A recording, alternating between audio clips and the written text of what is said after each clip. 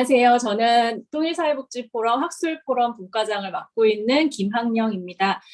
저희 2022년 첫 포럼을 시작을 하게 되었습니다.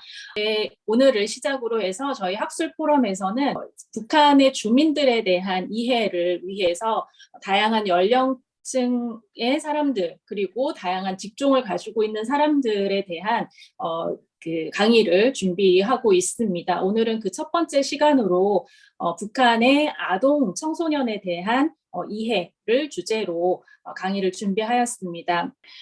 오늘 강의를 맡아주신 강사분을 잠시 소개를 드리면 현재 인제대학교 통일학부에서 학생들을 가르치고 계시고요.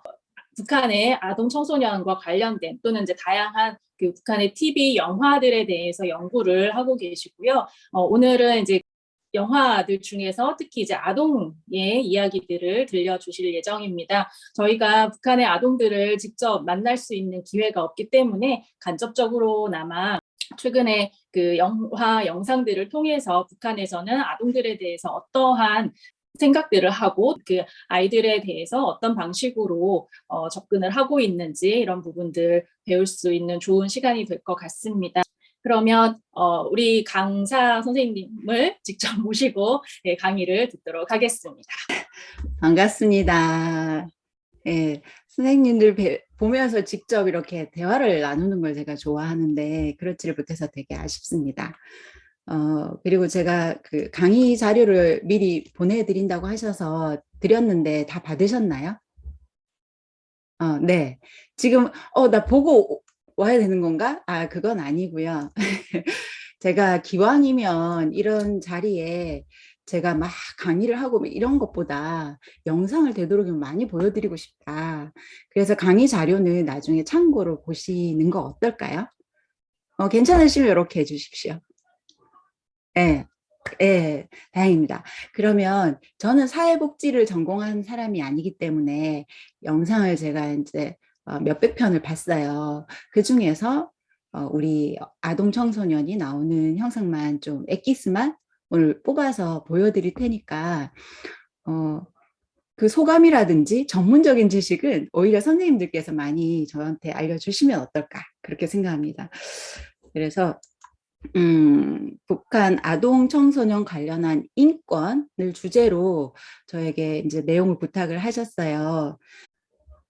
근데 우리가 이렇게 남북한 사회를 이해하는 부분에서 서로 또 존중해야 될 부분은 존중하고 이렇게 하겠지만 우리 입장에서는 너무 이해가 안 되는 부분들이 많이 있잖아요. 그리고 특히 인권으로 이렇게 접근을 하려고 보면 더 그런 측면들이 많기 때문에 제가 그냥 영상을 보여드리면 어떻게 이해가 되실까? 제가 바라는 거는 그네들이 그런 식의 문화를 구축했고 그렇다면 실제로 우리가 만난다면 어떻게 이제 서로 존중하면서 대화를 할 수 있을까? 그리고 어떤 갈등 지점에서 소통을 하고 그거를 좀 더 우리가 같이 바람직하게 좀 해결해 갈 수 있을까? 이런 고민을 하거든요. 그래서 그 사회에 사는 사람 입장에 대해서 잠시나마 좀 젖어보는 건 어떨까라는 생각을 하고요. 자료에는 깊이는 안 다뤄놨는데 북한의 영상은 아마 기본적으로는 다들 아시죠? 권선징악. 그래서 북한 당국이 보여주려고 하는 여러분들이 이렇게 행동했으면 좋겠습니다 하는 모범적인 인물을 주인공으로 내세우죠. 예, 그걸 감안하고 이제 보실 텐데 그럼에도 불구하고 사회주의적 사실주의, 거기서 이제 주체 사실주의라고 그래서 이제 북한은 하나의 대가정인 거죠. 대가정이고 수령이 아버지이자 전지전능한, 그러니까 수령과 당을 다 따라서 헌신하는 이제 그런 식의 주체 사실주의. 그렇다면 그 영화에서는 바람직한 상을 보여주는 거기 때문에 이미 이루어진 그래서 모범적인 어떤 사회를 보여주지만 사실적으로 묘사를 한다는 거거든요. 그래서 굉장히 고난이 잘 드러납니다. 근데 어떤 분은 또 보시면서 저 정도도 안 된다고 붕괴를 하시더라고요. 이렇게 북한을 고향으로 하시는 북한 주민께서 저게 농촌이 열악하게 보이지만 실제로는 더 열악하다. 이렇게 이제 분개를 하시기도 하고, 어떤 분은 또, 뭐, 아유, 내가 살던 것보다 못하게 나왔다. 이렇게 하시기도 하고, 빈부격차가 그만큼 있다는 얘기죠. 제가 순서를 어떻게 할까 고민을 했는데, 어떤 것부터 보실까요? 김정은 시기부터 보고 거슬러 갈까요? 예, 최근 소식이 좀 궁금하시죠? 근데, 원래 북한 영화에서 아동 청소년이 주연인 경우는 극히 드뭅니다. 왜냐하면 아동 영화라는 장르가 따로 있고 거기서는 인물이 아니라 사람이 아니라 이제 만화, 우리가 흔히 아는 이제 애니메이션 내지는 인형, 또 동물, 예, 그렇게 해서 이제 아동을 대상으로 한 교화, 예, 교육용 영화 이런 것들이 이제 많고 우리처럼 이렇게 우리도 마찬가지죠. 아동 청소년 주연이 되는 드라마라든지 영화는 잘 없잖아요. 예, 북한도 그렇습니다. 그래서 지금 보여드린 영화들은 굉장히 극소수인데 김정은 집권 초기에 2016년까지 이 아동 청소년 이 연령대의 인물들이 주연이 된 영화가 유독 많이 제작이 됐는데 김정은 시기에는 영화가 거의 제작이 안 되다시피 했어요. 지금 거의 없고요. 그런데 그렇게 몇 편 안 되는 영화, 한 5편도 안 되는, 한 서너 편 이렇게 되는 영화, 그러니까 김일성, 김정일 시기 몇십 편, 예, 몇십 편, 뭐 100편도 넘고 이렇게 했는데 안 만들었는데 몇 편 꼴랑 만들어 놓는데 거기 주인공이 아동 청소년이다? 예, 놀라웠어요. 뭐 짐작이 되시죠? 왜 그랬는지는. 지도자의 나이가 있고요. 연륜이 이제 경륜이 얼마 안 된다는 그런 이유 때문에 그 김정은 시기의 체제를 안정화시키기 위한 어떤 기제로 쓰였다. 이렇게 보시면 될 것 같은데 2013년 작품입니다. 피아노를 두드리는 작은 손. 놀라운 실력의 7살 이 아이는 누구일까요? 영화를 통해 이해하는 북녘사회 북시네마. 피아노 천재 각자에게 맞게 죽이세요. 배경으로 한 텔레비전 연속극 기다리는 아버지입니다. 시끄러운 알람 소리도 깨우지 못하는 장혁이. 장혁이 빨리 일어나자요. 피아노 소리에 눈을 부릅뜨입니다. 아니야.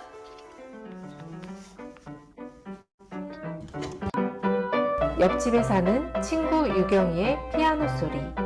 외손년제선 강약관계를 잘 지켜야 한다. 유경이의 아버지는 작곡가입니다. 그거 이약지 같은 거 아침도 피아노 쳐? 저기 아버지가 작곡가라고? 초롱쟁이 같은 거 장혁의 아버지는 백두산에서 발전소를 건설하는 노동자. 아버지 빨리 오면 좋겠다. 유경이와 장혁이는 평양 경상 유치원에 다닙니다.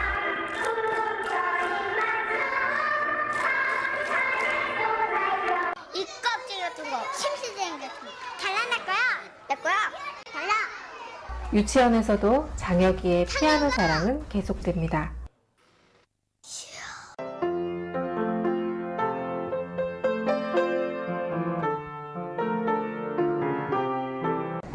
유치원을 마치고 집에 가는 장혁이.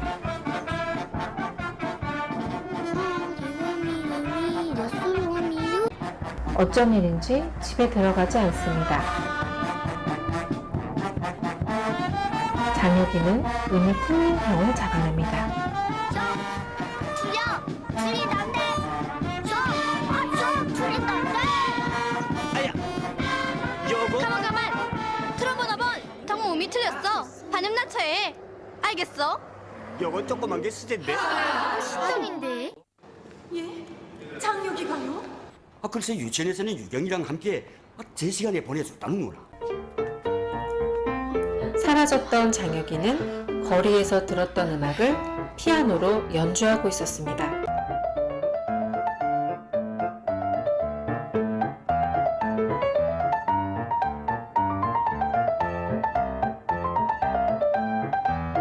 바로 그렇게 끊기를 짧게 해야 해요. 예. 손끝으로만 건반을 칠 것이 아니라 마음으로 건반을 짚어야 해요. 그래서 잘해요. 예. 우리 명성이 영구나. 아버지! 아버지의 축하를 받는 친구를 부러워하던 장혁이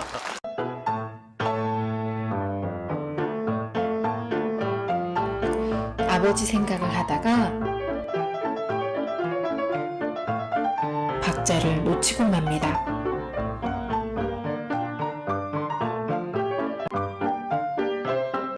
개성공원에 놀러 가자. 아버지 저희랑 아버지 저희랑 같이 가자요. 공연장에서 만난 친구와 놀이공원에 가서 기분 전환을 합니다. 할아버지 그냥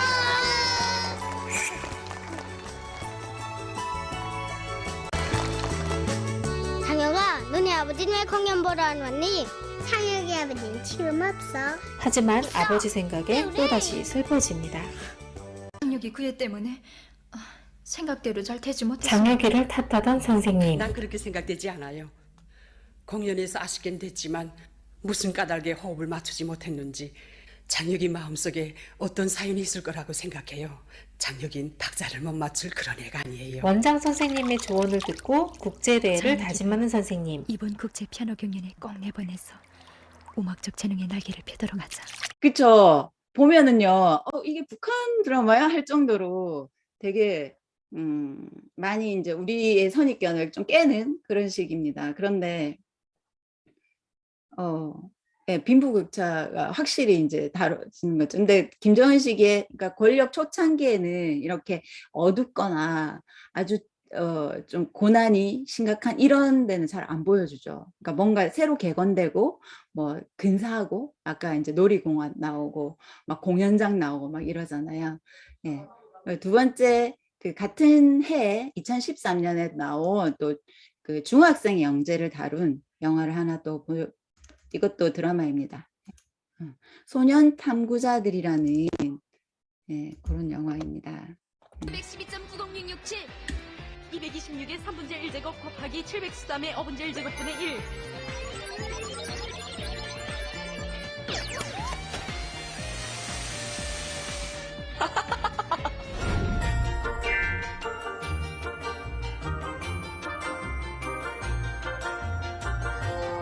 조 파이 절벽이 보이지?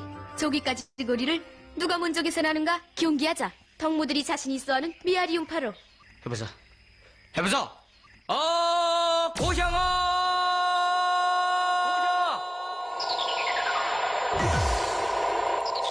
굽시다.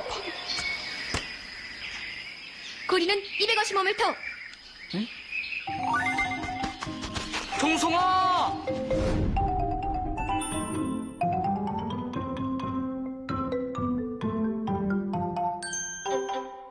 위대한 행복이 도대에 있으랴.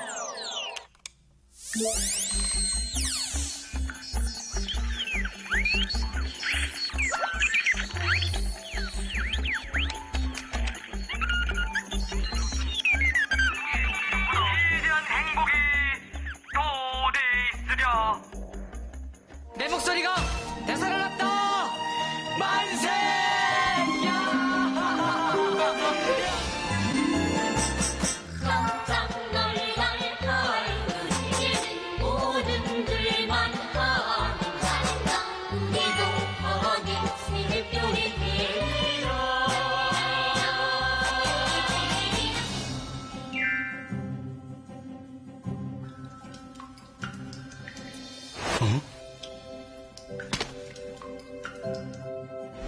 청송 학생이 무명 영웅들의 목소리를 찾았답니다.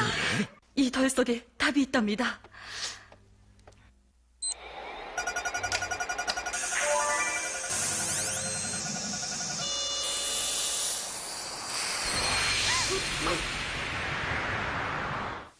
오타니티는 전성기를 오가면서 난 국문부가 가득 찬 우리나라에 대해서 다시금 깨닫게 되었어.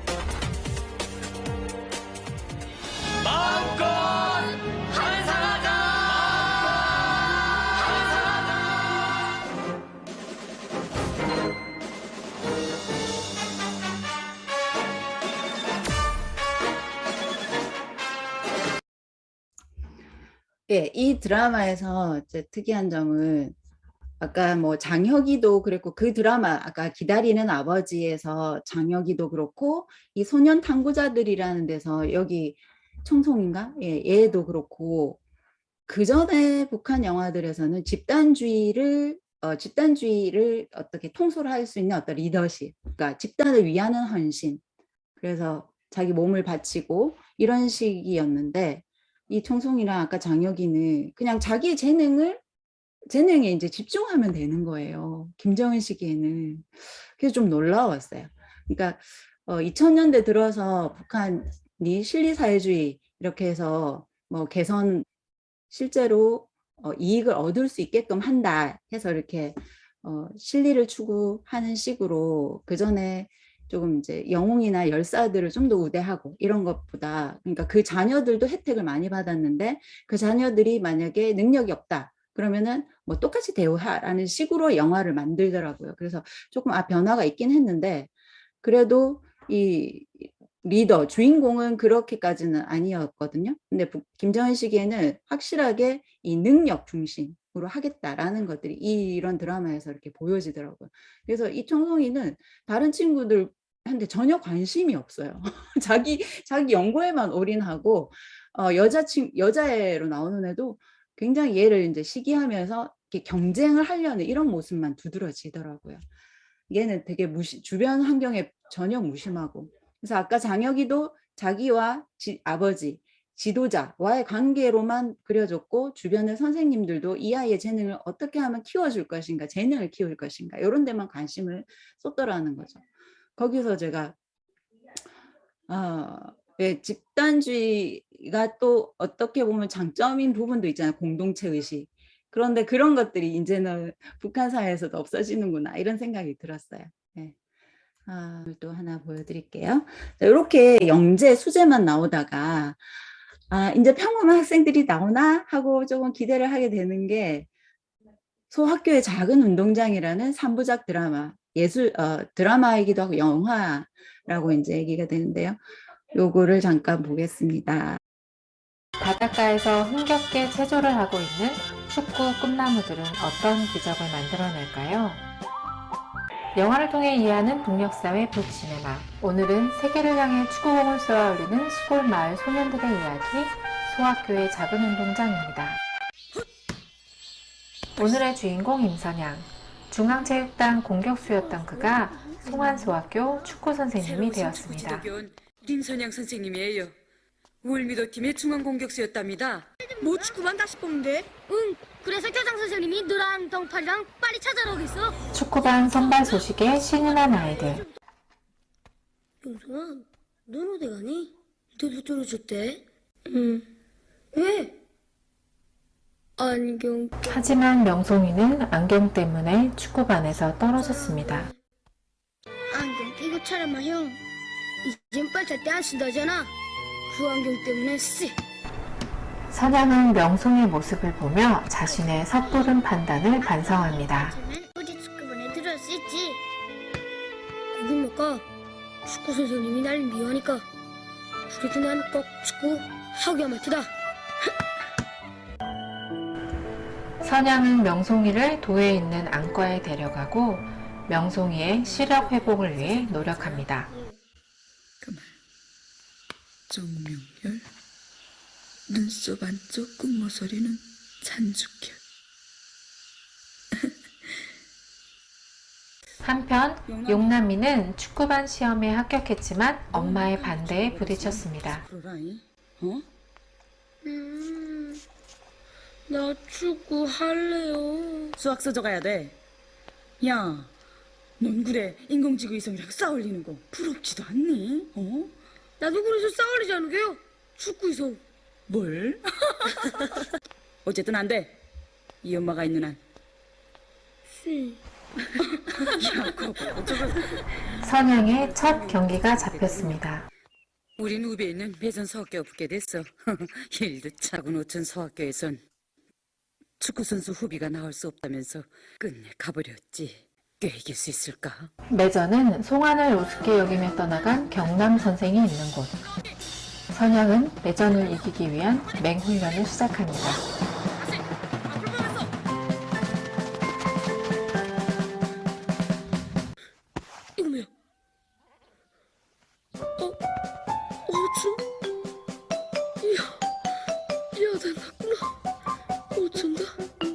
고된 훈련의 동파리는 이불에 쉬를 하고 학교로 도망칩니다. 어디 아프니? 맛있게 나. 이렇게 주는 거 맞지? 너 죽게 다 해. 숙제도 못하고 훈련했지만 매전에게 꼴을 먹기만 합니다.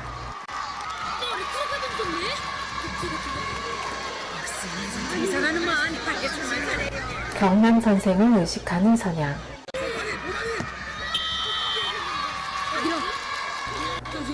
이때 용남이가 불쑥 나타났습니다. 연락하라 연락.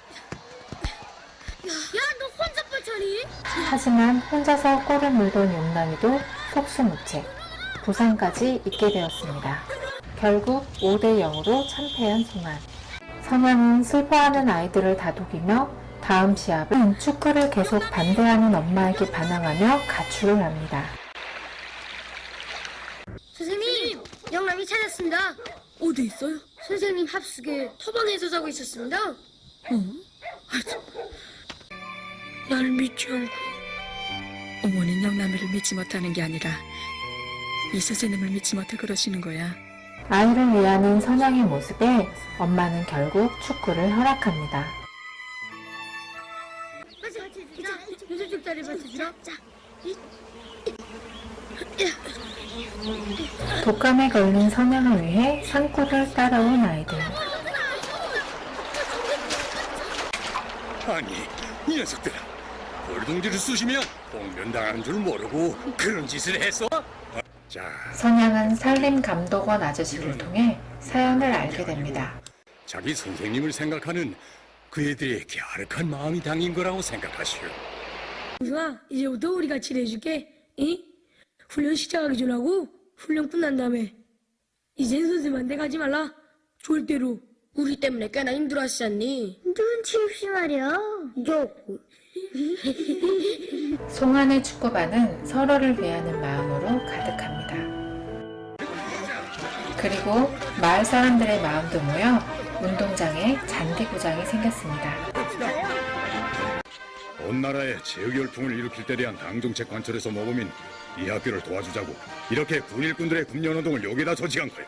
최근 비서동지, 예. 분당에서 이렇게 도와주니 정말 고맙습니다. 다시 만나게 된 내전과의 시합.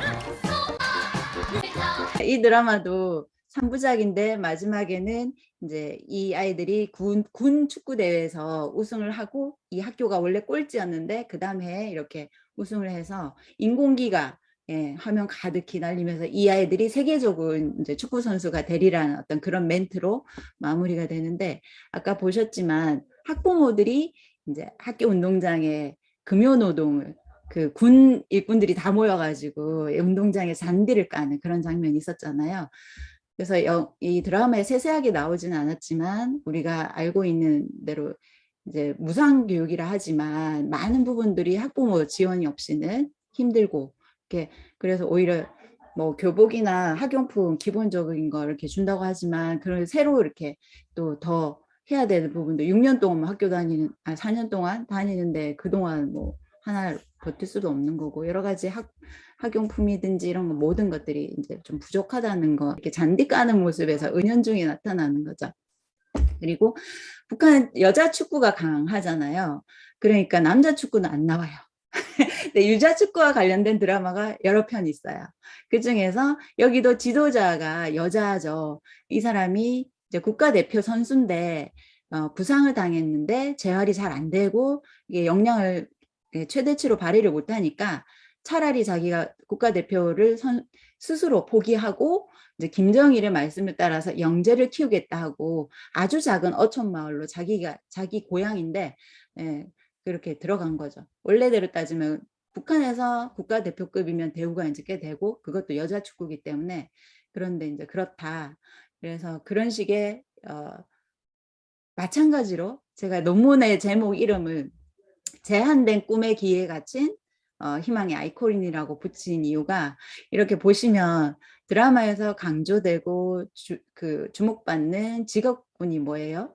다 영재여야 되고 두각을 국제 무대에서 북한이 어떻게 내세울 게 없으니까 그래도 조금이라도 영향이 있고, 그리고 경제적으로 이렇게 뒷받침할 수 있는 과학기술과 음악, 체육. 그러니까 그것도 여기 남자아이들이 나왔지만 실제로 여기 교장 선생님이 그렇게 얘기를 해요.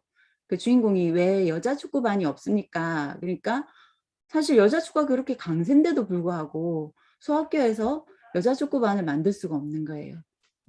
부모들이 싫어라도 하고, 아까 용남이 엄마도 너가 수학 소조에 들어가야지 왜 축구를 하려고 하느냐 하는 식으로 우리네 이제 사회처럼 드라마에서는 이렇게 뭐 체육계를 권장을 하지만 실제로 부모들이 그렇게 시키려고 하지는 않는 것 같습니다. 영화에서 아동 청소년이 활용되는 지점이 있어요. 그게 뭐냐면 부부 갈등을 봉합하는 매개인이 돼요. 그래서 그 중에 김정은 씨의 드라마 중에 이 아동 청소년 주인공은 아니지만 2013년에 나온 이제 2부작 드라마 속에 그 별거 이혼을 염두에 두는 별거 부부가 나옵니다. 밤새 안녕하셨습니까?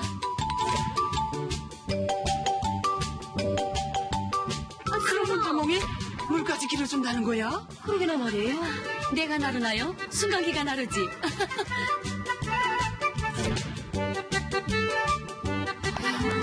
호래기다야. 그럼 어쩌다 저렇게 됐을까?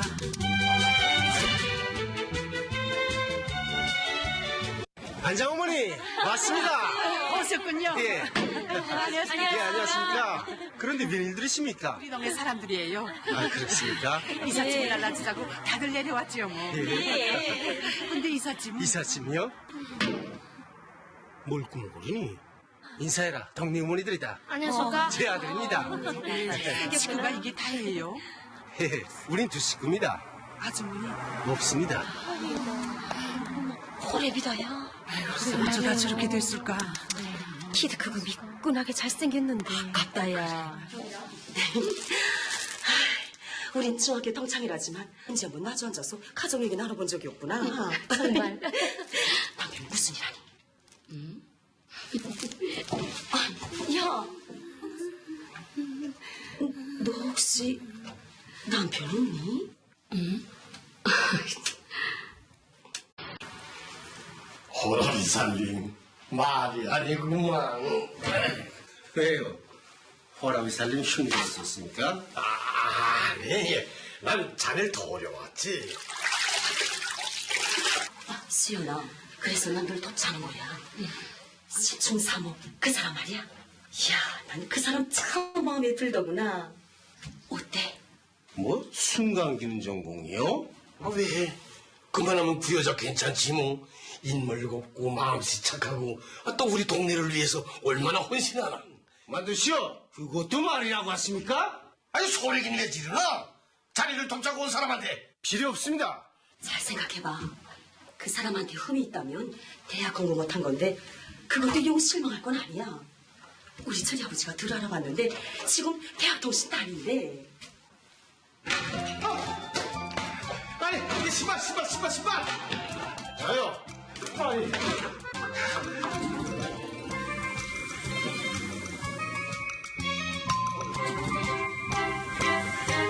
그쪽에서 실패요? 솔직히 남편을 무시하는 건 당신이요. 아니 순간 중에 뭐 굴이 바쁘다고 쭉 하면 남편한테 부길도 맡기지 않나? 또 작업복 벗어놓으면 제때 빨아주기라나? 야, 바쁠 때 좀 도와주면 안 돼요? 그리고 근무교대 바뀔 때 아침밥 몇 번 해서 먹었어. 저녁 근무교대 때 내 손으로 동자질을 한 적이 얼마나 되는지라? 아니 그거야? 됐어. 그래서 우리 어디 한번 갈라져 살아보자는 거야. 마침 유이가 외국 출장 가면서 집이 비어있으니 내 경일 데리고 나가지. 어때? 예? 남편 귀한 줄 느껴보라는 거요. 진심으로 네 주기 전엔 유이 집 앞에 나타날 생각하지 마. 좋아요.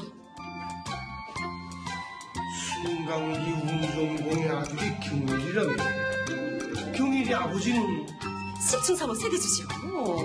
그럼 10중 3호 세대주 색시는 스강준전공이죠. 아니 가만 여보. 그러니까 우리가 지금까지 제 남편을 중매줬단 말이오.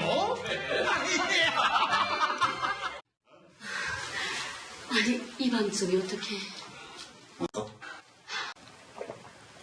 아저씨야, 난 우리 민반의 한 주민으로서 말하는데 가정은 사회의 세포로서 집안이 화목해야 나라 일도 잘 된다는 걸 명심하오. 근데 당신 자기 동네 이웃들을 우습게 보는 거야. 경일이 엄마 다른 아파트 운전국으로 옮겨가겠다고 사업소에 제기한 거 알아? 예? 당신 때문이야. 알아란 말이야. 우리 그 여자 못 보내겠단 말이야. 하지 말고 인생 그렇게 살지 말라.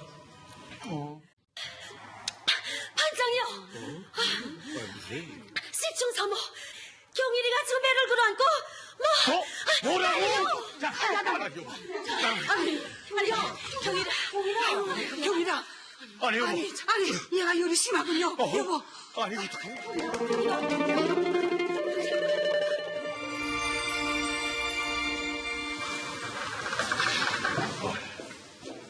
어떻게 됐어? 한 발 늦었습니다. 그럼 경일이가 죽는다는 거예요? 네가 죽는다고 했어? 아니, 그럼 어떻게 됐다는 건가? 굽성 충수염이 오랜 시간 경과하다 보니 이젠 골마 터져서 복막염으로 넘어갔단 말입니다.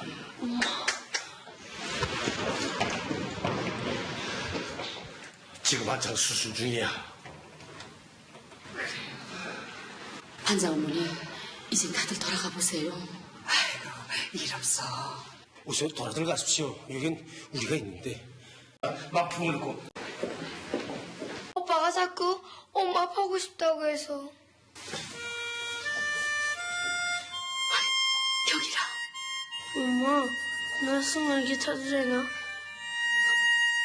그럼 아버지 타도 되나? 아버지.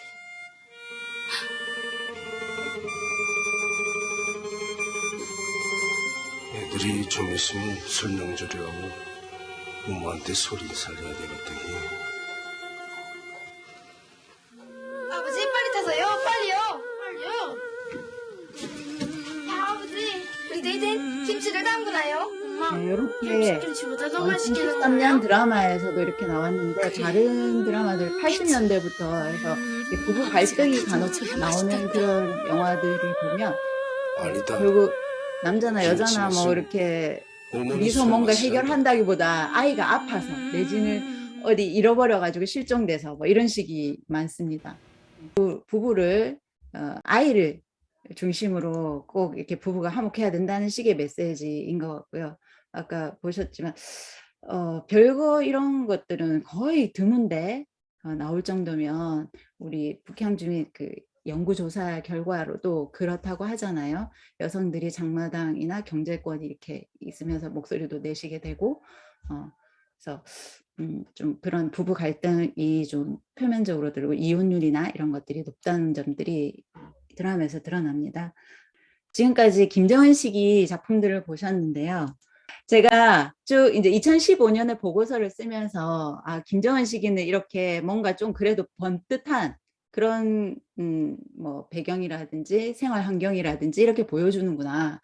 북한 영화나 드라마에서 아동 청소년과 관련해서 가장 흔하게 그래도 좀 주연급으로 다뤄지는 소재가 뭐냐면 뭘까요? 기억, 이응입니다. 두 글자. 예, 고아가 소재죠. 예. 근데 우리 사회에서는 사실 그런 게 별로 작품 소재가 안 되잖아요.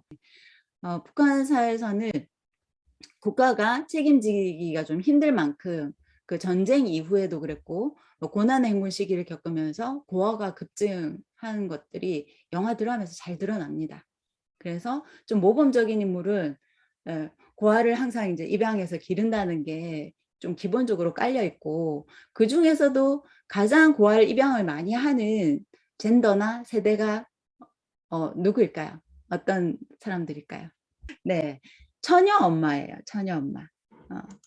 그래서 젊은 여성들이 또 내지는 독신, 비혼 여성들이 입양 아들을 기르는 이런 소재가 이제 뭐 비율로 따지면 좀 많은 편이고, 주인공이 아니라 하더라도 곳곳에 그런 소재가 숨어 있어요. 그러니까 긍정적인 인물들은 거의 다 가장 먼저 주인공이 된, 근데 아동 청소년이 주인공은 아니었고 이 고아를 입양한 모성 영웅.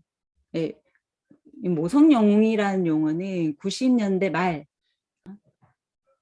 김정일 시기 이후에 고난의 행군을 겪고 나서 여성들의 노고에 조금 관심을 많이 돌리고 오히려 그것들을 활용하기 위한 그런 식의 영화가 많이 제작이 됐어요. 그래서 여성이 주인공인데 이제 입양아를 기르는 거죠. 그게 94년도부터 이제 나오기 시작했어요. 한번 보여드릴게요. 열렬히 환영합니다. 환영식의 진행을 맡은 이 사람이 영화의 주인공 영심입니다. 직업은 산업 현장의 생산을 독려하는 선전차 방송원인데요. 방송원 동무. 네, 제대군인 청각이 한 가지 청할 게 있는데요. 어서 하세요. 제가 선풍금을 타면 동무가 노래를 부르라는 겁니다. 네. 제가요? 예. 용심아, 부르라. 어서 불러라.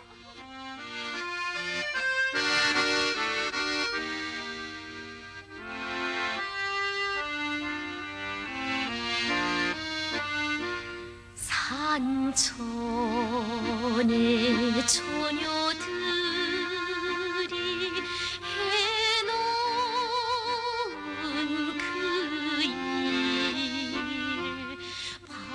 초면에 영심에게 노래를 청한 이 남자, 제대군인 성국인데요.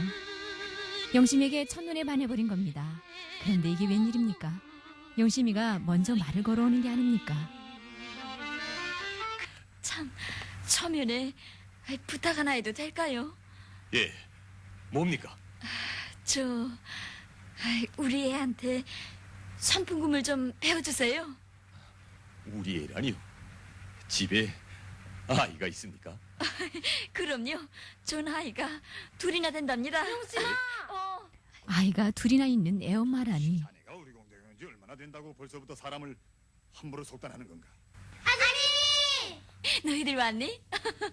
아줌이 학비용 회의. 학비용 회의 이제 가자. 아바이. 그런데 아이들, 그럼 전 먼저. 영심이에게 엄마라고 하지 않고 아줌마라고 부르네요. 얘들아, 무슨 사연일까요? 놔줄까? 벌써 몇 해 전 일일세. 영심이 아버지가 평양에 소환되어 갑자기 온 가족이 이사를 가게 됐는데, 영심인 방송 사업을 인계하고 가려고 한동안 합숙에 남아 있었지. 평양에 갈 날만 손꼽아 기다리던 그때 영심이 앞에 운명처럼 두 아이가 나타난 겁니다. 이 애들은 웬 애들인가요? 에이구, 이 좋은 세상에 남 없는 서름을 당한 애들이지. 네. 자, 어서들 들어. 아니. 엄마는 병으로 죽고 아버지는 중병으로 입원 중에 있다는 남매. 영심이는 일단 애들 아버지가 회복될 때까지 아이들을 돌보겠다고 나섭니다. 만나서 입원하진 않았겠나? 아니 그럼 졸지에 두 아이의 엄마 노릇을 하게 된 영심. 그런데 얼마 후 아이들이 아버지마저 세상을 떠나게 되는데요. 얘들아.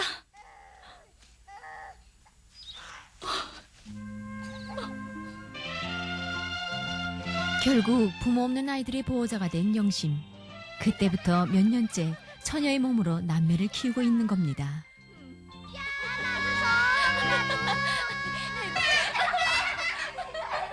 영심이의 사연을 모두 알게 된 성국. 영심이를 더욱 좋아하게 되는데요. 아이들에게 아코디언을 가르쳐주면서 영심이와 더 가까워집니다. 왜 하필 덤을 보냈을까? 두 사람은 점점 더 가까워지는데요. 영심아, 그러다 난 내가 그 사람한테 반할까 봐 걱정이다. 난 뭐 그 사람한테 반하면 안 되니? 큰일 날 소리. 너 그러다 시집 다 가? 응. 이처럼는 거사. 세상에 두 아이 아버지가 되어 장가들겠다는 사람이 어디 있겠니? 그건 하는가 내 희망이고 리상일 뿐이야. 그럴까? 두 아이가 딸린 처녀와 결혼할 남자가 없다는 친구의 말에 영심이는 성국의 마음을 의심합니다. 아까 그 친구가 좀 질투를 했던 것 같습니다. 그래서 둘 사이를 좀 멀어지게 할 뻔했는데 결국은 서로 오해를 풀고 결혼을 하죠. 이거 보여주셨듯이 고난행군 시기뿐만 아니라 그 이전 이제 80년대 중후반 넘어가면서 북한 경제가 더 어려워졌고, 예. 그러면서 이 고아 문제 원래도 영화 드라마의 뭐 단골 소재였다고 제가 말씀드렸는데, 이렇게 고마운 처녀라는 제목을 달고 주인공화 될 정도로 좀 더 그렇게 좀 더 나서 달라 주민들을 더 독려하고 또 그 모델로 여성이, 예. 그래서 비혼 여성도 많이 나온다는 거죠. 이렇게 아까 보셨듯이 누가 장가오를 하겠냐라는 것처럼 실제로 막 충성심이 높은 처녀는 그렇게 끝까지 홀로 아이들을 기르는 그 교사가 주인공인 경우도 이제 전쟁 시기에부터 쭉 그렇게 많은 이제 제자들을 자식처럼 기른 이런 영화도 있고 뭐 그렇습니다. 김정일 시기에는 그런 영화가 안 나올래나 하고 2015년 보고 있었을 때 이런 얘기를 했습니다. 아마 그런 영화가 나온다면 김정은 체제가 안정화됐다는 신호일 것이다. 예, 열악한 현실을 보여주는 그거는 약간 자신감이 생겼다는 거잖아요. 근데 마침 2016년에 딱 나오더라고요. 그 이면에는 한편 이제 또 사회적으로 그걸 독려하기 위해서인데 연령대가 굉장히 낮아졌어요. 그래서 이런 영화의 주인공들은 거의 다 실화입니다. 그래서 감독이나 작가나 일단 작가가 제일 중요하거든요. 북한에서는. 우리는 감독이 중요하지만 북한에서는 토시 하나 틀리면 안 되거든요. 배우가 애드립을 하면 안 돼요. 그 정도로 이제 정확하게 이렇게 묘사를 하고 구현을 해야 되는데, 이 이제 작가나 감독들이나 배우들은 다 현실 체험이라고 해서 실제로 이제 그 모범이라고 이렇게 수상을 하고, 그러니까 상을 받고 영웅 칭호를 받고 이런 사람들을 찾아가서 그 동네에서 같이 생활하면서 이제 그렇게 해서 이제 시나리오를 쓰고 배우들도 자기 연기를 구상을 하고 이렇게 하거든요. 네, 북에서 제작된 영화 9편입니다. 일반 시민들에게 이 영화들을 공개한 건데요. 이 지난 4월 판문점 선언 이후에 남북 첫 문화교류라고 합니다. 어떤 영화들인지 지금 만나보시죠. 이름은 리정아. 학교를 갓 졸업한 이 언니가 우리 집에 드나들던 그때부터 우리 집 이야기는 다르게 흘러갔다. 2016년에 제작된 북한 영화 우리 집 이야기입니다.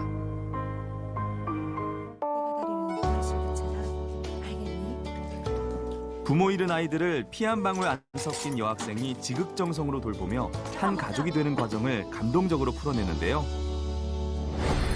너 이렇게 한심하네 언니? 똑똑지도 못하고 착하지도 못하고 엉절하고 이기적이고.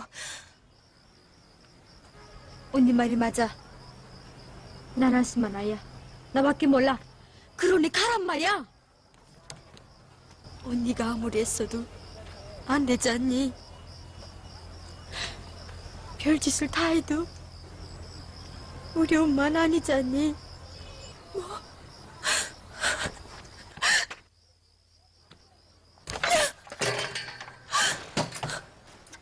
언니야!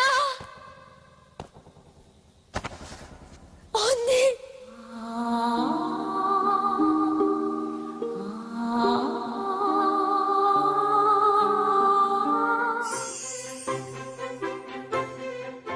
평양 유명 시상식에서 최우수상과 여배우상까지 받은 북한 최고의 인기 작품입니다. 그 처녀는 왜 애육원에 보내도 될 아이들을 굳이 품어 안았을까? 이것이 처녀 어머니 장정화 동무에 대한 기사를 신문에서 보았을 때 제가 제일 처음으로 느꼈던 감정이기도 했습니다. 이 배우가 신인 배우고 대학을 갓 졸업한 백설미라는 신인 배우고 2016년에 2편의 영화를 찍을 정도로 그 주목을 받았죠. 근데 2편을 해봤자 2016년에 영화가 3편이었나? 그러니까 주인공으로 뽑힌 그 자체만으로도 굉장히 뭔가 특혜가 있었는지는 모르겠지만 인기를 끌었다고 합니다. 영화 자체가 없기도 했고, 이 영화를 잠깐 이제 보셨는데 여기에 4명이 그 고아 남매거든요. 제일 큰 애가 군대를 갔어요. 그래서 오빠인데 이제 장남이 집 걱정을 하는데 부모님이 다 돌아가셨는데 어머니가 나중에 돌아가셨는데 그거를 오빠한테 안 알린다. 그래서 엄마가 편지를 쓰는 걸 이 정아라는 이 친구도 이제 고등중학교를 갓 졸업한, 지금은 이제 고급 중학교라고 하는데요. 그러면 우리 나이로 만으로 하면 한 17세, 18세 이렇거든요. 근데 이제 직장 생활에서는 실수 연발인데 이렇게 삼남매를, 예, 자기가 이제 거의 그 집에 매일 가다시피 하고 나중에는 같이 살고 이렇게 해서 이제 결국은 이제 입양을 하는 식으로 이렇게 되는. 그래서 여기서도 얘기 나왔지만 처녀 어머니를 그린 영화는 없었다 뭐 이렇게 하는데 10대 소녀가 이렇게 입양하는 영화는 없었다라는 거죠. 그래서 자기가 입양 당해도 뭐 할 나이에 이렇게 입양 부모가 되어서 이렇게 하는데 이게 이제 실화 엮었고 이것을 영화화했다는 거죠.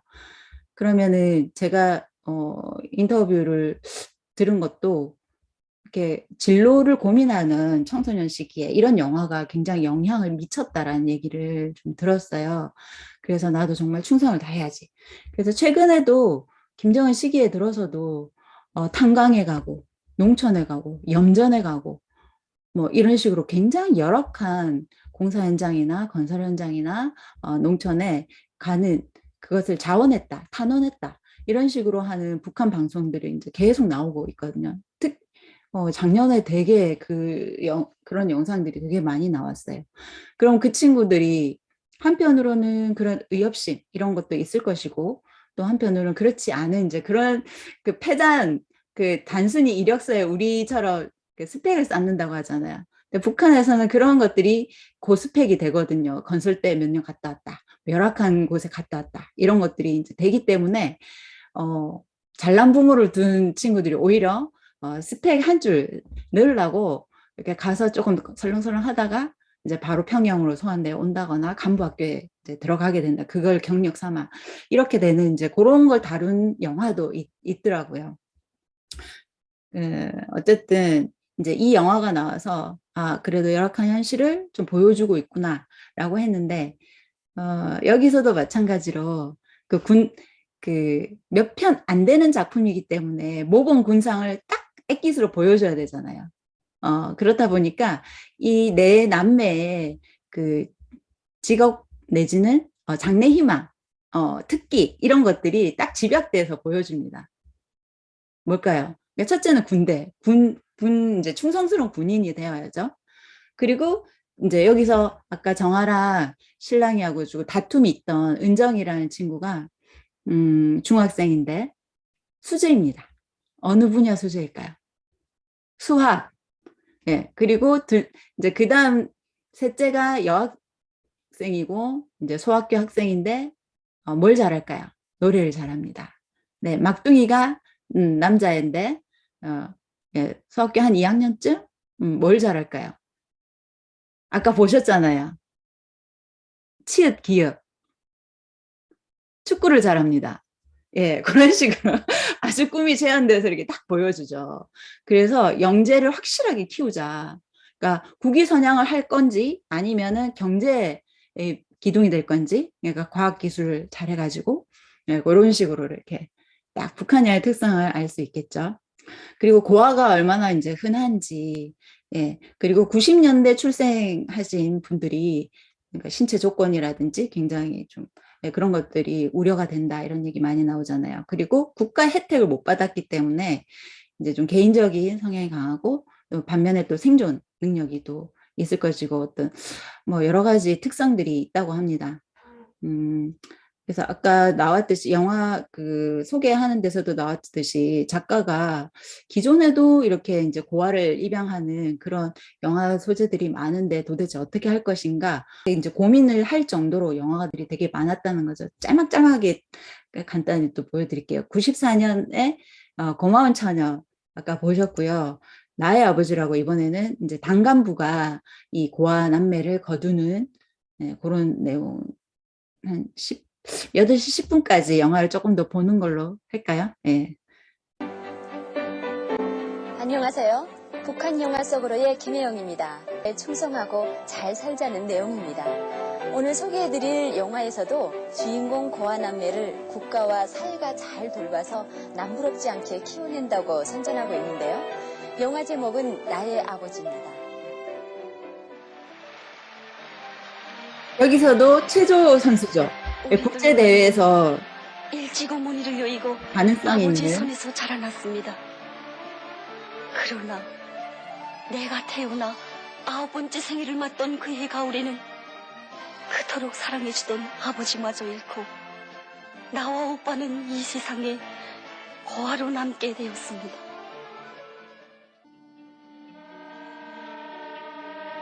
그럼 우리 효절 부탁합니다. 남매가 헤어지게 됐어요. 친척 가느라고. 어린 시절 부모를 잃은 남매. 세상에 단둘밖에 남지 않았지만 이들은 함께 살 수 없는 형편입니다.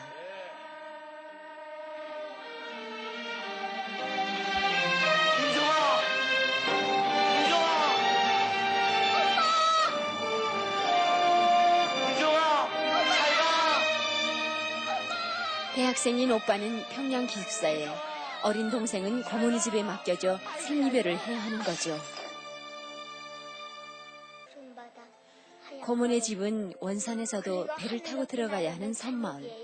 여기서는 은정이가 하고 싶어하는 예술체조를 할 수 없습니다.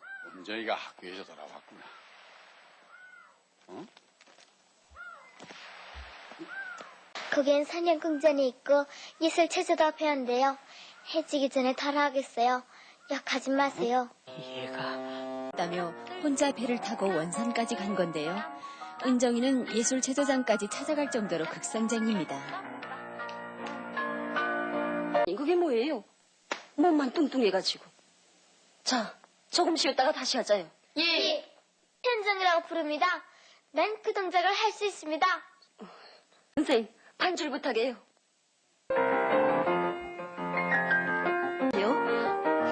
결국 예술체조에 뛰어난 재능을 보인 은정이는 다시 평양으로 가게 됩니다.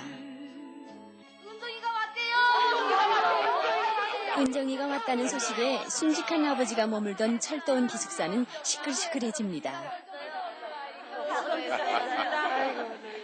어떠냐? 너희들을 위해서. 이 작품에서는 이렇게 이제 단간부가 또 그 원래 이 부모들이 일을 하던 기숙사에서 애들을 같이 이제 키우는, 오빠는 이제 대학생이니까, 오빠도 체육생이에요. 그래서 대학생이니까 대학에서 기숙하면 되는데, 이 아이가 9살부터 이제 쭉 크는데, 그 나의 아버지가 단간부를 얘기를 하는 거죠. 그런 내용이었고요. 또 보시면 그 다음에 나온 게, 요거는 잠깐, 되게 남녀 차별하는 장면이 딱 있길래 제가 한번 1분만 편집을 해봤습니다. 대홍단 책임 비서라는 작품인데, 요게 그 6부작인가? 되게 대하 드라마 같은 그런 영화거든요. 그 고난 행군 시기를 다루고 있어요. 그래서 자력갱생을 하는 아주 힘든 그런 형상인데, 그 안에서 이제 고아원에 가서 육아원, 애육원 이렇게 얘기를 하거든요. 육아원, 지금은 초등학원, 중등학원 이래서 이제 큰 아이들 고아원 명칭도 따로 있더라고요. 여기 이제 주인공 여러 명의 주인공인데, 주인공 중에 한 사람이 이제 처녀예요. 자기가 고아원에 간 거예요. 그래서 자기가 입양할 애를 한 사람밖에 책임을 못 지겠는데 이제 3명을 보여주는 거죠. 어서 마음에 드는 애를 선택하세요.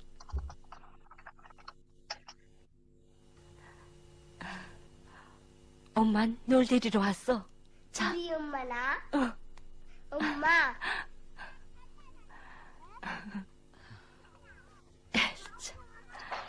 가자. 결심이 됐군요. 네. 갑시다.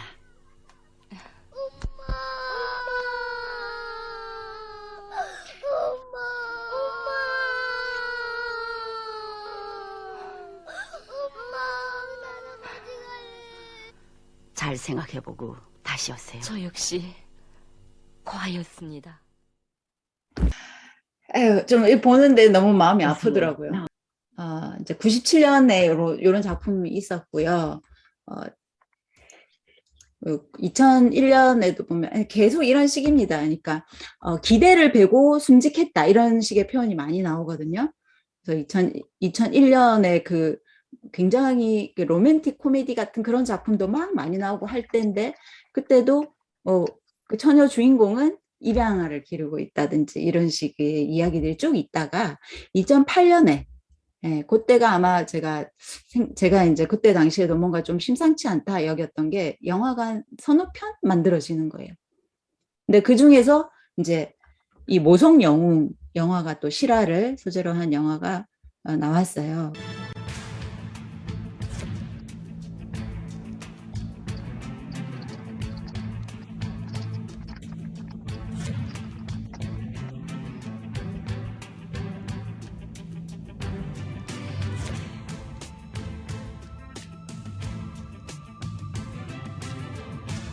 어머니 날을 제정을 했죠. 그게 지난 11월 16일이었는데요. 어려운 형편 속에서 고생한 여성들, 어머니들 위로하는 거 정말 반가운 일이죠. 그런데 북한은 이 모범적인 여성에 대해서 아이를 많이 낳거나 아니면 고아를 많이 데려다 키운 그런 여성들을 본받아라 이렇게 이야기를 하고 있습니다. 이 영화가 제작된 건 2008년이고요. 그런데 이 영화가 실화를 바탕으로 만들어졌다는 얘기입니다. 자그마치 33명의 고아를 데려다 기른 그런 서해숙 여성의 이야기인데요. 그때 이제 노동신문에 크게 대문짝만하게 이제 자기가 이 여성이 어떤 사연으로 아이들을 기르게 됐는지 먼저 영화 내용을 보시고 이야기를 나눠가도록 하겠습니다. 언니! 언니! 안녕하세요. 네. 이 버스 차장언니 어디 갔어요? 저예요. 아니, 337 차장언니 말이에요. 제가 337호 차장입니다. 누나야, 좋아지면 우리 엄마 찾는 것 같아. 어머니 어디 가셨니? 우리 엄마 이젠 없어. 우리 엄마 죽었어. 뭐? 자, 우리 청소 깨끗이 하고 맛있는 거 만들자.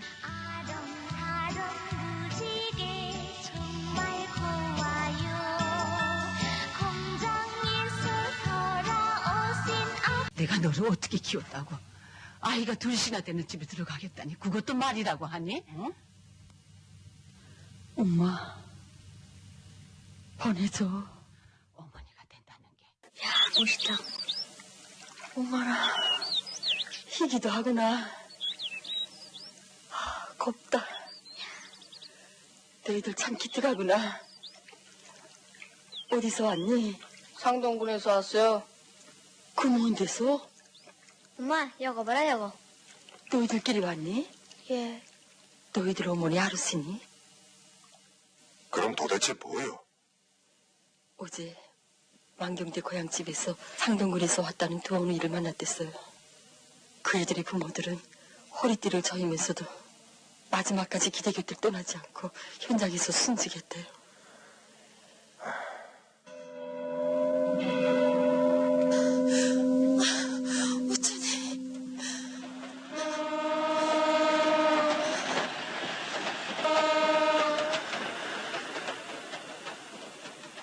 아줌이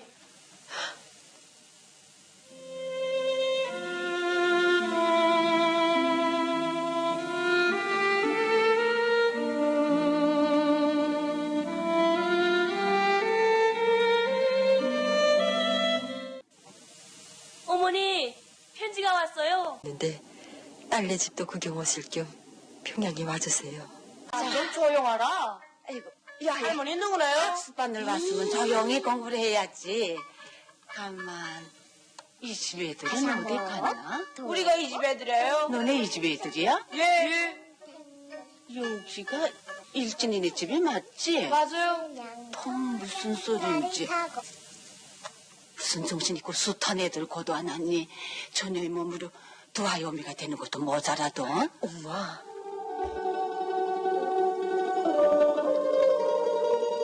학교에 가서 내 거면 주머니가 여기 있잖니, 초추리 같은 거. 넌 뭐야? 나 깎아 먹을래. 에이구야, 공부나 잘해라. 야, 이거 학교에서 난 적 있는데. 아이고, 정신 못 차리겠다. 아유, 정신. 여 경애하는 장군님께서는 소년 여성이야말로 선군시대의 애국자 모성영웅이라고.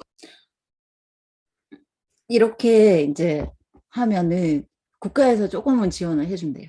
그래서 사실 그거 보고 이렇게 하시는 분도 있다고 얘기를 들었어요. 뭐 다 그러진 않을 수 있지만 우리나라도 그렇기도 하잖아요. 그래서 아까 우리 집 이야기에서도 이 처녀가 그렇다는 걸 알고 집도 주고 뭐 기자재도 주고 뭐 이렇게 하는 게 이제 보여지거든요. 네, 그런 얘기였습니다. 그리고 한 편만 더 볼게요. 2011년에 나온 건데 마찬가지로 처녀 엄마. 이른바 고난의 행군이라 불릴 만큼 최악의 경제난과 식량난을 겪었습니다. 주민들은 그야말로 맨몸으로 하루하루를 버티며 살아갈 수밖에 없었는데요. 오늘 소개해드릴 영화 눈 속에 핀 꽃은 폐허가 되다시피 한 낡은 실 공장을 허물고 맨손으로 새 공장을 만들어내는 여성 근로자들의 이야기입니다. 산간도시 자강도 만포. 새해 첫날부터 주민들의 걱정이 이만저만 아닙니다.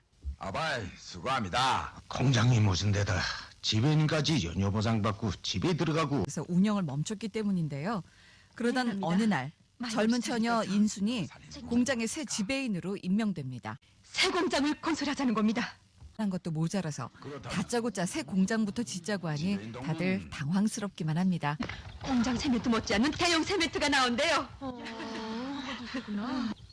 시멘트가 없으니 직접 재료들을 배합해서 대용 시멘트를 만들자는 얘기입니다. 그런데 문제는 당장 석회를 구워낼 석탄조차 없다는 거죠. 우리 삼형제가 함께 매일 살 수 있게 해주겠다던 약속을 꼭 지키죠. 인수는 굶주림과 가난으로 부모를 잃고 뿔뿔이 흩어져 살던 아이들을 챙겨 자신의 집으로 데리고 갑니다. 혼자의 몸으로 지배인 일에 아이들까지 돌보게 됩니다. 인순과 직원들의 고생은 그야말로 산 넘어 산. 이번엔 공장을 지을 목재 조달을 위해 함께 겨울 산에 오릅니다. 언니야, 난 나무 꾸는 것만은 정말 못하겠어. 우리 좀 참자. 한겨울 혹독한 추위와 위험을 무릅쓰고 인순과 방사공장 여직원, 여기에 아이들까지 나서서 제 몸보다 큰 통나무를 자르고 옮기는데요. 집에 너무 양털 이불이 나왔어요.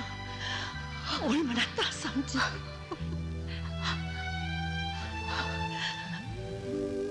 영화는 공장에서 아이들과 함께 열심히 일하며 방사공장을 더욱 발전시켜 나가는 인순의 모습으로 끝이 납니다. 작년에 제작된 이 영화는 주복순이라는 만포 방사공장 지배인의 실화를 바탕으로 만들어졌는데요. 당시 김정일 위원장이 지배인을 칭찬하면서 주복순은 일약 북한의 영웅이 됐습니다.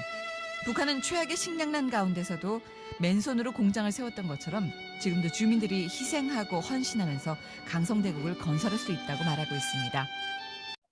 네, 이 사실 보면 이제 이 공장 합숙에서 기른 고아들이 군대 가고 이렇게 다시 여기 이제 취업이죠. 네, 여기서 부모의 대를 이어서 공장 노동자로 살아가는 그런 시기입니다.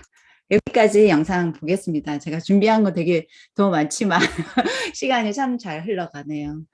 예. 그러면 지금부터 좀 너무 많은 영화를 한꺼번에 보셔가지고 어질어질 하실 것 같아요. 잠시 시간을 가지시면서 소감도 좀 나눠주시고 제가 뭐 질문에 답할 정도는 아니지만 뭔가 궁금하신 점 있으면 말씀해 주시기 바랍니다. 이제 오늘의 주제가 북한의 아동 청소년에 대한 이해인데 영화를 보다 보니 굉장히 어떤 면에서는 약간은 세련됨이 좀 부족하지만 굉장히 그 자산, 입양 이런 것들을 갖다 고무시키는 그런 내용이고 그런 여성은 굉장히 위대한 그런 게 더 느껴져요. 그래서 이제 조금 아쉬운 게 북한 아동 청소년에 대한 이해라기보다는 좀 이런 그 다산과 입양 이쪽을 더 이렇게 고무시키는 거구나라고 보면서 한편으로 그런 생각도 해보네요. 북한 체제가 굉장히 폐쇄적이고 경직되어 있는 체제여서 그렇지, 어쩌면은 굉장히 어릴 때부터 어떤 그런 영재성 같은 것들을 갖다 국가 차원에서 잘 좀 이렇게 서포트 해준다고 봐야 하나? 저런 것들이 좀 우리들한테도 뭐 좀 이렇게 긍정적으로 좀 우리가 볼 수 있는 그런 게 아닌가? 뭐 이런 생각도 해보고요. 그리고 어찌됐든 요즘같이 인구가 축소가 되고 사람들이 그 생산을 안 하는 시기에, 몰라, 이게 지금 최근 영화라고 하셨잖아요. 북한의 이런 식의, 조금은 세련되지 않지만 이런 식의 뭐 이런 고무적인 것들이 우리나라의 이 사회 문화에도 좀 영향을 줄 수 있는 요소들이 많겠구나. 나름대로 계속 보면서 의미를 찾으려고 계속 노력을 했거든요. 네, 어떻게 우리 오늘 강사 선생님 어떤가요? 제가 잘 따라서 보고 있었을까요? 네, 네. 여러 이제 소재가 있어서 제가 교육 문제를 짚은 것도 영상을 준비해 놨는데, 네, 그것까지는 보일 수가 없었고, 일단 이제 고아를 다룬 부분을 보면 아동 청소년의 어떤 열악한, 그래도 실상이 조금은 나타나니까 이제 그거를 좀 참고하실 수 있지 않을까. 왜냐하면 아동 청소년이 주인공으로 해서 막 이렇게 나오는 영화가 드물기 때문에 이렇게 고아 문제로 해서 좀 실상을 파악하는 데 좀 도움이 되는 정도로 제가 보여드렸는데, 저도 사실 입양 문제를 다룬다거나 이렇게, 그러니까 사회적인 문제가 되는 것들 있잖아요. 조금 더 힘을 쏟아야 될 부분, 더 열악한 현실, 이런 것들이 오히려 북한에서는 더 많이 보여주죠.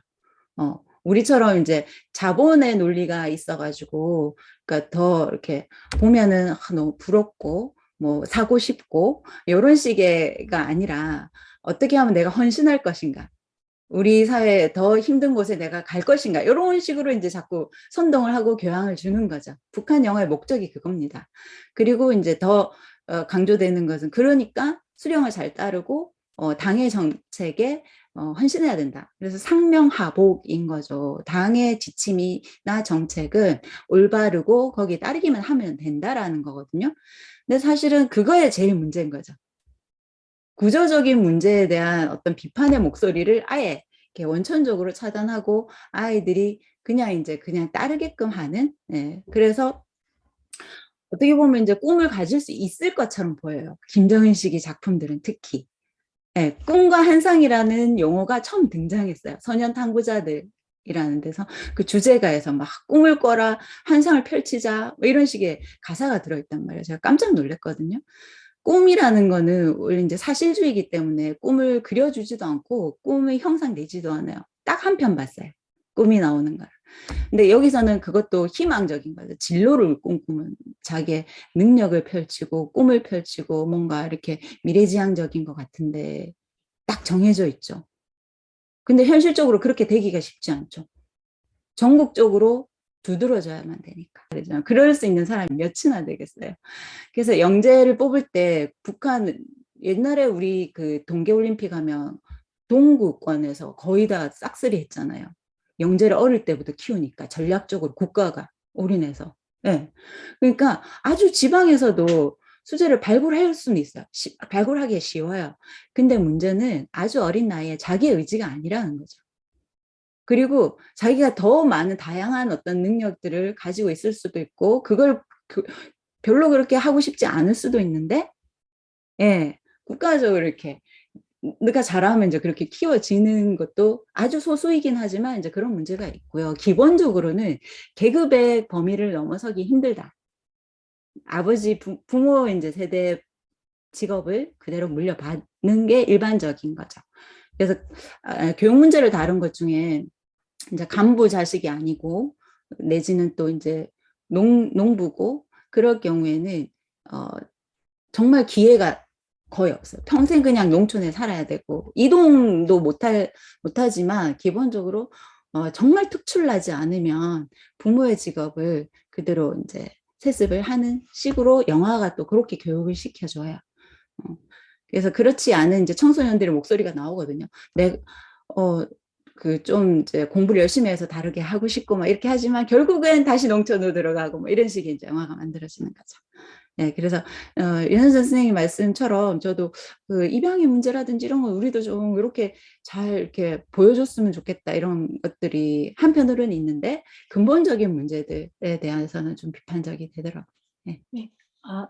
저의 소감을 말씀을 드리고 싶어서 이제 영화 보면서 아까 교수님께서 처음에 말씀해 주셨던 것처럼 최근 들어서 이제 약간 그 개인의 능력 이런 것들을 좀 보여주려고 하는 그런 모습들이 보인다라고 하셔서 이런 부분들이 물론 이제 그 영화의 진짜 목적은 이제 체제를 더 수호하고 뭔가 이 국가에 충성하라라는 그런 의미가 담겨 있기는 하지만 그래도 그 안에서 작은 어떤 움직임들이 생길 수 있지 않을까라는 그런 생각이 들어서 이런 영화들을 그 북한 어린이들이 계속 보다 보면 나도 뭐 하고 싶다 이런 생각들을 조금씩 더 하게 되지 않을까라는 그런 생각이 들어서 저희가 이제 뭐 지금 이제 통일을 또 생각하면서 이런 이제 공부를 하고 있는데 우린 지금 현재 남한의 아이들과 이 북한에 있는 아이들이 어떤 식으로 이렇게 자기의 꿈들을 생각해내고 있을까 이런 거 한번 우리도 같이 고민해보고 북한 아이들이 진짜 자기가 갖고 싶은 꿈이 무엇인지 이런 것들을 생각해 볼 수 있는 그런 기회들 그리고 실제 삶에 있어서 그런 생각들을 할 수 있는 그런 어떤 작은 그 단서들이 혹시 있지 않을까라고 하는 것들을 자꾸 찾아보는 그런 노력도 필요하겠다라는 생각이 들어서 그냥 말씀드리고 싶었습니다. 네, 그 아이들이 진짜 아까 그 축구의 영화에서 봤을 때 나는 하고 싶은데 엄마가 못하게 하고 네, 이런 것들 때문에 막 이렇게 가출도 하려고 하고 막 이런 모습들을 보면은 나만의 아이들하고 크게 또 다르지 않겠다. 근데 이제 워낙 이제 이 체제의 압박이 크니까 이제 그런 것들을 그냥 수용하고 따라갈 수밖에 없는 이런 모습들도 있지 않을까라는 생각이 들어서 우리가 이제 그 북한 어린이들의 다양한 모습들을 자꾸 발견해 보려는 그런 시도가 필요하겠다라는 생각이 들었습니다. 네, 김학령 선생님 그걸 발견해 주셔서 저도 고맙고요. 아까 이제 개그 베테랑에 있다 이런 거는 사실 예전하고 또 다른 분위기인 것 같아요. 지금 탈북해서 오시는 분들도 못 살아서 못 먹어서가 아니라 자유롭게 어떤 것들을 펼치고 싶어서 그리고 또 유학 개념으로 뭐 이런 식 다양하게 이제 요구가 있는데 김정인 씨에게는 또 이제 코로나 때문이기도 하고 그 탈북을 굉장히 이제 잘 관리를 했다고 할까요? 그래서 그 인원이 굉장히 급감했는데 어쨌든 그 사회 변화는 분명히 보이는 것 같아요. 그래서 김학년 선생님 짚어주신 것처럼 그걸 보는 아이들이 뭘 볼까, 뭘 느낄까 이런 차원이 있는 거고 또 한류라든지 이 외래 문물 그게 이제 88년 우리 87년 이제 서울 올림픽에 대응해서 국제 대회를 했던 그때 굉장히 크게 영향을 받았다고 하거든요. 임수경의 그 자유분방한 모습, 티셔츠와 청바지 이런 것들이 굉장히 충격이었다 그래요. 그래서 좀 그런 문물을 좀 잘 접하는 사람들의 그 사고에는 우리가 왜 그 사회주의 국가에서 그 변화를 외부에서는 감지 못했던 이유가 선호 위장이라는 용어로 우리가 표현을 하거든요. 그러니까 속에서는 많은 것들이 이제 들끓고 있는데 겉으로는 그 사회의 어떤 관습에서 그 반항할 수 없잖아요. 우리나라는 민주화 투쟁을 격렬하게 겪었는데 왜 북한은 그런 소요가 없을까? 이게 많은 분들이 궁금해 하시는데 워낙 그 체계를 통제 체계를 잘 구축을 해놨어요. 그래서 감시와 감시 이런 것도 감시라고 못 느낄 정도로 서로 이제 그렇게 되게끔 관계망들이 그렇게 되어 있는데 그럼에도 불구하고 이제 경제난을 겪고 여러 가지 변화를 겪으면서 한류라든지 외래 문물들을 은연중에 다 보고 있고 또 식자층은 오히려 그런데 또 개방이 되어 있고 또 기회도 많고 이렇기 때문에 우리가 교류만 있다면 왔다 갔다만 할 수 있다면 북한 사회가 정말 급변하지 않을까 이런 이제 또 우려도 돼요. 그래서 북한이 지금 안정적으로 좀 변화가 잘 진행이 됐으면 좋겠다 이런 생각이 드는데 그렇기 위해서라도 우리가 잘 준비되고 우리랑 별반 다르지 않은데 문화나 관습이 좀 다르다. 그리고 우리가 이렇게 맹신도들 보잖아요. 그런 식의 분들을 만난다면 어떻게 대할 수 있을까요? 그런 정도로 대비를 하면 좋지 않을까?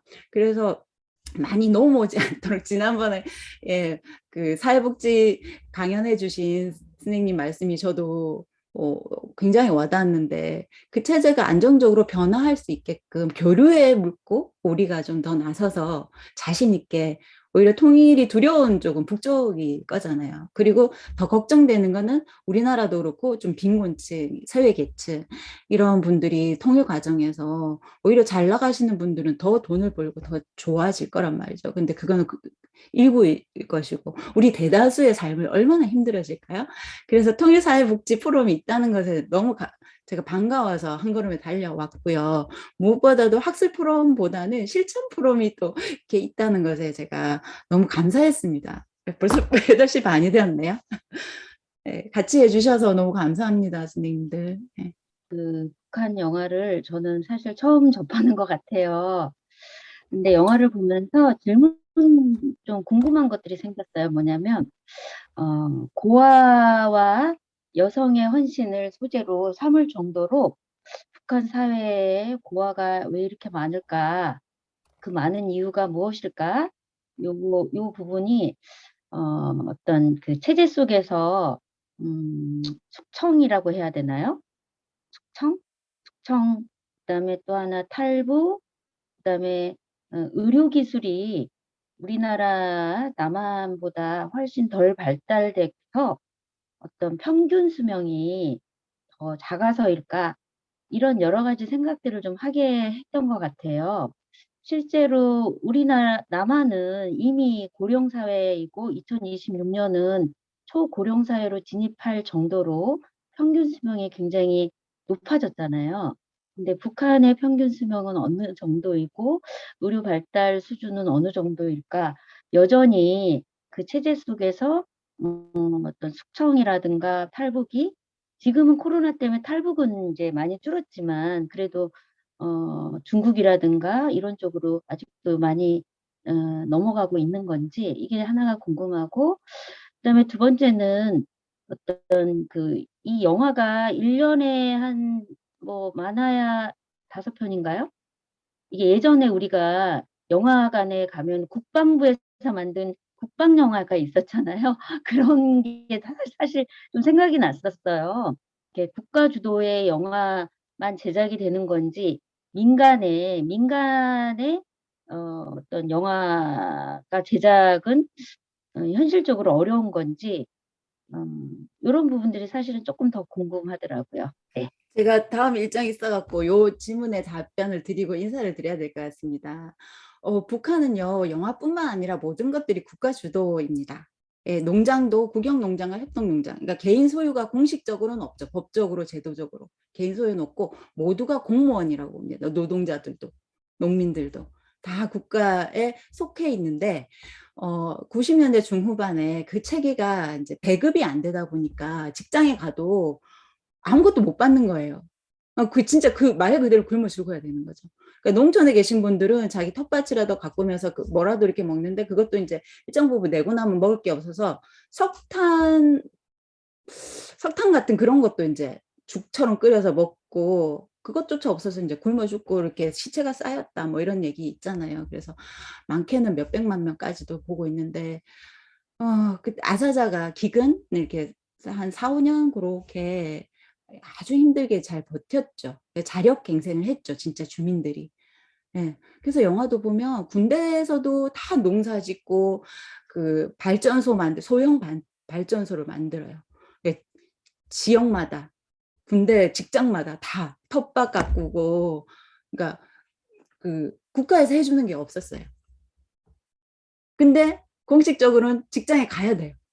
그러다 보니까 여성들이 이제 장마당 그러니까 밀무역하고 막 이렇게 자판 펼쳐갖고 이렇게 장사하고 이런 거를 국가에서 못 막은 거죠. 막을 수가 없는 거죠.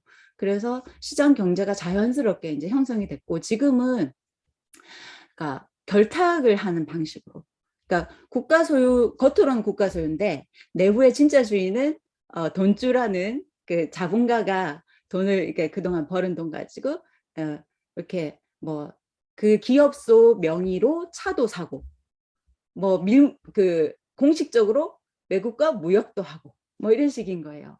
그러니까 그렇다고 해서 이 사람이 자기 마음대로 할 수는 없고 뭔가 이렇게 좀 애매한 관계들인데 그래서 2009년에 북한에서 그 화폐 개혁을 했죠. 그 후로 이제 북한 돈 가치가 더 하락되고 그때 경제부총리가 총살 당할 정도로 이렇게 굉장히 실패한 정책이 됐는데 김정은 시기에도 이렇게 버티고 있는 이유가 주민들의 힘으로 자력을 하기 때문에 그렇거든요. 국가에서 해준다기보다. 그래서 국가에서 공식적으로 틀어지고 있는 분야는 국방 아주 중요한 부분 있죠. 그 국가에서 관리하지 않으면 안 되는 그런 부분만 있고 영화는 물론 개인이 제작하는 게 아니죠. 네, 그렇습니다. 그리고 평균 수명도 많이 높아졌다고 해요. 예전에 비해서. 그리고 여성들의 권리의식이 우리만 하진 않지만 어쨌든 옛날보다는 아주 봉건적이었거든요. 여성들이 일도 하고 뭐 목소리도 내고 하는 것 같지만 실제로는 이 성별 분업도 엄청 심하고 교사는 거의 여자인 거죠. 대학 교사 아니면. 뭐 그런 식이고 뭐 그렇는데 우리보다 더 심각하게 이제 분업화되어 있고 성별로. 예, 또 여성이 가정에서 뭐 육아나 뭐 다 해야 되고 이랬는데 지금은 뭐 그런 것들이 커져서 이게 뭐 임신 안 하겠다, 결혼 안 하겠다, 또 이혼한다, 뭐 이런 것들이 많아지면서 출산율이 굉장히 이제 하락이 됐어요. 그래서 다산 정책을 펼치고 있는 것이고, 수명은 60대 말 남성이 그렇고 여성이 뭐 70대 초반이니까 제가 정확한 수치는 잘 모르겠습니다. 김재현 선생님 이렇게 중요한 질문 해주셔서 너무 감사드리고요. 다음에 또 좋은 기회가 있기를 기대하겠습니다. 오늘 저녁에 수고하셨습니다. 네, 감사합니다. 네, 저희 포럼 이야기 듣고 네, 바로 한 걸음에 달려와 주신 안지영 선생님께 너무 감사드리고요. 또 늦은 시간까지 함께해 주신 모든 분들 감사합니다.